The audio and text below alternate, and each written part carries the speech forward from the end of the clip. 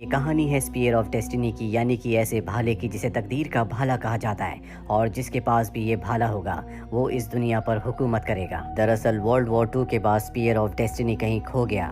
वहीं मेक्सिको के हमें एक चर्च में दिखाया जाता है जहाँ पर दो लड़के चीज़ों को ढूंढ रहे होते हैं। ये चर्च पूरी तरह से टूटा फूटा होता है और तभी एक लड़के को वहाँ पर स्पीयर ऑफ डेस्टिनी मिल जाता है। जैसे वो स्पीयर ऑफ डेस्टिनी को अपने हाथ में पकड़ता है, उसके हाथ में डिमोनिक निशान बन जाता है। उसे अजीब अजीब सी आवाज़ें सुनाई देने लगती है। वो यहाँ से जाने लगता है, तभी एक गाड़ी उससे टकराती है।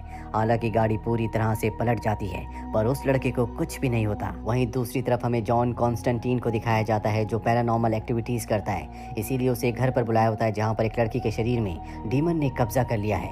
जॉन को उस डीमन को उस लड़की के शरीर से निकालना है। जॉन यहाँ पर पवित्र मंत्रों का उच्चारण करता है, साथ ही वो एक पवित्र निशान को उस लड़की के सर पर लगाता है जिससे वो डीमन को जो उस लड़की के शरीर में था उसे एक मिरर के अंदर कैद कर देता है। लेकिन वो मिरर हवा में उड़ने लगता है। हालांकि जॉन उसे पकड़ने की कोशिश करता है पर मिरर टूट जाता है। इससे वो डीमन आज़ाद हो जाता है। वो उस लड़की के शरीर से तो निकल चुका है लेकिन अब भी वो हमारी दुनिया में है। जॉन इस बात से बहुत परेशान होता है क्योंकि उसे पता है कि लूसीफर और गॉड के बीच में एक करार हुआ था जिसके मुताबिक कोई भी डीमन या कोई भी एंजल डायरेक्ट हमारी धरती पर नहीं आ सकता। गॉड और लूसीफर दोनों के दोनों इंसानों के ऊपर अपना अपना प्रभाव डालते हैं। जिनके ऊपर लूसीफर का प्रभाव होता है वो बुरे इंसान बन जाते हैं और जिनके ऊपर गॉड का वो अच्छे इंसान बन जाते हैं। और अब एक डीमन हमारी दुनिया में घूम रहा है। इसीलिए जॉन अपने दोस्त जो कि चर्च में फादर भी होते हैं, जो किसी भी चीज़ को छूकर उसके बारे में पता लगा लेते हैं, उनके पास जाता है और आज के हादसे के बारे में बताता है कि एक डीमन हमारी दुनिया में घूम रहा है। अगर आपको इस बारे में कुछ पता चले तो मुझे इन्फॉर्म करना। इसके बाद जॉन डॉक्टर के पास जाता है जहाँ पर डॉक्टर उसे बताती है कि सिगरेट पीने की वजह से तुम्हारे दोनों के दोनों लंग्स खराब हो चुके हैं, तुम्हें अपना ध्यान रखना होगा नहीं तो तुम्हारी जल्दी मृत्यु हो जाएगी।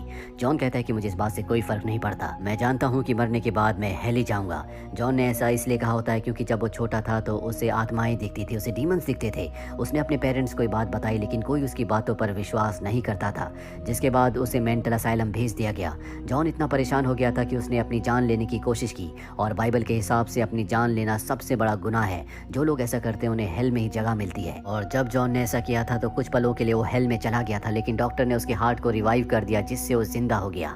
पर अब उसे पता है कि मरने के बाद उसे हेल ही जाना है। पर उस इंसिडेंट के बाद जॉन पूरी तरह से बदल गया। उसने अपनी शक्तियों का इस्तेमाल लोगों की भलाई के लिए किया लेकिन जॉन बच गया था। इस बात का लूसीफर को बहुत दुख है, इसीलिए जब भी जॉन मरेगा वो खुद उसे लेने के लिए धरती पर आएगा। वहीं जॉन अब गैब्रियल के पास जाता और कहता है कि मैंने बहुत अच्छे काम किए, लोगों की मदद की है, इसीलिए मरने के बाद मेरी आत्मा को हेल में नहीं बल्कि हेवन में भेजा जाए। गैब्रियल एक हाफ ब्रीड यानी कि आर्क एंजल है। गैब्रियल कहती है कि तुम सेल्फिश हो, तुम लोगों की मदद इसलिए करते हो ताकि हेवन में जा सको, तुम्हें हेवन में जाने के लिए एक अच्छा इंसान बनना होगा। जॉन वहाँ से चला जाता है और जब वो अपने घर की तरफ जा रहा होता है एक डीमन उसके ऊपर हमला करता है और जॉन उस डीमन को मार देता है। ये एक पूरा का पूरा डीमन है। लूसीफर और गॉड के बीच में जो करार जो एग्रीमेंट हुआ था उसके मुताबिक इस तरह के डीमन अर्थ पर नहीं आ सकते, इसीलिए वो मिडनाइट नाम के एक आदमी के पास जाता है जो कि विच डॉक्टर है। ये दूसरी दुनिया और इंसानों की दुनिया में बैलेंस बनाते हैं और जॉन उसे बताता है कि किस तरह से एक पूरे डीमन ने उसके ऊपर हमला किया। पर मिडनाइट उसकी बातों पर विश्वास नहीं करता क्योंकि डीमंस को इस दुनिया में अपने असली रूप में आने की इजाज़त नहीं है। इसीलिए अब जॉन यहाँ से चला जाता है। वो अपने दोस्त के पास जाता है जिससे वो बहुत सारे हथियार लेता है ताकि डीमंस को मार सके।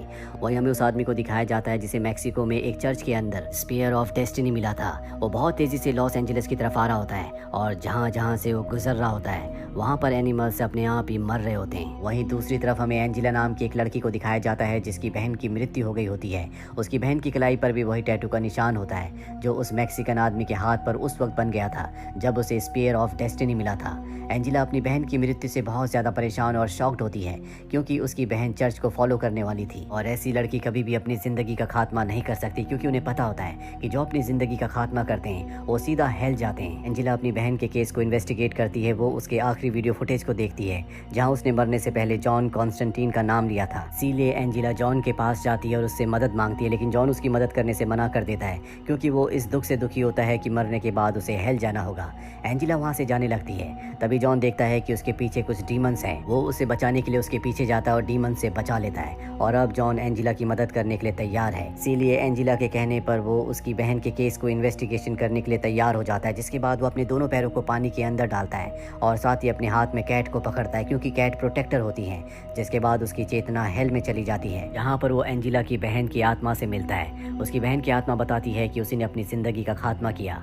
हालांकि अब जॉन इसका कारण पूछना चाहता है, लेकिन तभी यहाँ हेल के डीमन उसके ऊपर हमला कर देते हैं। उसे अपनी जान बचाकर वापस अपनी असली दुनिया में आना पड़ता है। वहीं जॉन के फ्रेंड जो कि चर्च के फादर भी हैं, वो उस जगह जाते हैं जहाँ पर एंजिला की बहन की डेड बॉडी है। वो देखते हैं कि उसकी कलाई पर डीमन का निशान है। फादर किसी की बॉडी को टच करके सब कुछ पता कर लेते हैं। जब वो एंजिला की बहन की बॉडी को टच करते हैं तो उन्हें बहुत कुछ पता चल जाता है, पर अगले पल उनकी मृत्यु हो जाती है। अब जॉन यहाँ इस जगह पर आता और देखता है कि फादर ने अपने प्रोटेक्टर लॉकेट को नहीं पहना था, जिस वजह से उनकी मृत्यु हो गई।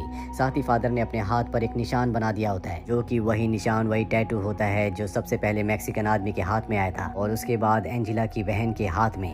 और अब जॉन इस टैटू की, इस निशान की इन्वेस्टिगेशन करता है, जिसके बाद उसे पता चलता है कि ये निशान लूसीफर के बेटे मैमन का निशान है, जो अपने फादर की तरह नर्क में यानी कि हेल में नहीं रहना चाहता था, बल्कि वो इंसानों की दुनिया में आकर पूरी दुनिया पर अपनी हुकूमत करना चाहता था। लेकिन इंसानों की दुनिया में यानी कि अर्थ पर आने के लिए उसे दो पावरफुल चीज़ों की ज़रूरत थी। एक तो स्पीयर ऑफ डेस्टिनी और दूसरा कोई पावरफुल साइकिक इंसान, जो कि एंजिला की बहन थी, जिसकी अब मृत्यु हो चुकी है।